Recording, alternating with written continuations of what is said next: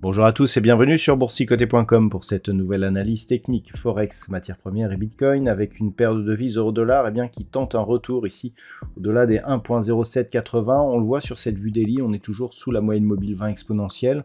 Toutefois, lorsque l'on repasse ici sur la vue en H4, on peut voir que les tests sur cette zone des 1.0780 se multiplient et surtout que l'on a résisté ici sur cette zone des 1.0670. On est au-dessus de la moyenne mobile 20 exponentielle, donc on a des espoirs de reprise ici d'un mouvement haussier, mais pour l'instant, tant que l'on reste ici sous cette zone de résistance, on est toujours dans une dynamique qui pourrait appeler à une poursuite du mouvement baissier. Pour confirmer cette éventualité, il faudrait casser ici la zone des 1.0670, ce qui nous donnerait comme objectif une poursuite possible en direction de la zone majeure des 1.05 sur la paire de devises euro-dollar. Sur la paire de devises livre sterling contre dollar américain, nous avons là aussi une vue éloignée qui est assez intéressante, puisque après être venu ici sur la zone que je vous indique depuis plusieurs jours comme niveau majeur par rapport à un éventuel retournement de la tendance de cette paire de devises, on a bien rebondi sur cette zone et on s'attaque ici à la zone des 1.2270. Alors un petit peu comme sur la paire de devises euro-dollar, cette zone des 1.2270, elle est importante puisque on le voit sur cette vue daily, ce n'est qu'au-delà de celle-ci que l'on sortirait de la zone d'alerte que nous avons, qui aurait pu se déclencher par exemple sur une rupture des 1.20.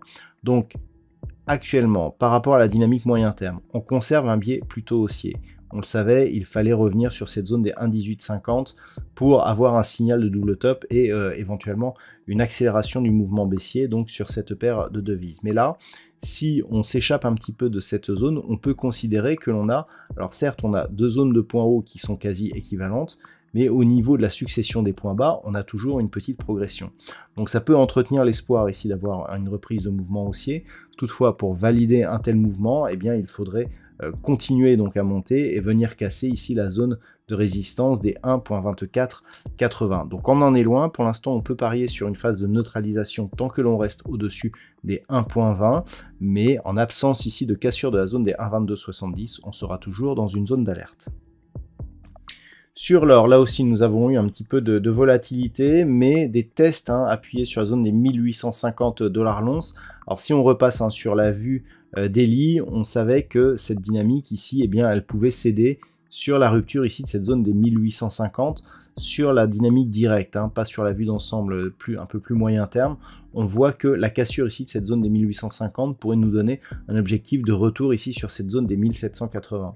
Donc c'est vraiment un niveau à surveiller. On le voit sur cette unité de temps daily, que cette zone elle est vraiment support. Si on passe en 4 heures, on voit que l'on a de nombreux tests sur cette zone. Donc attention, on est toujours sur une dynamique plutôt baissière. On peut le voir d'ailleurs malgré les contacts ici sur la zone et les rebonds, on est bien resté sous la moyenne mobile 20 exponentielle et notamment des ombres ici qui viennent tenter des ruptures mais sans y parvenir.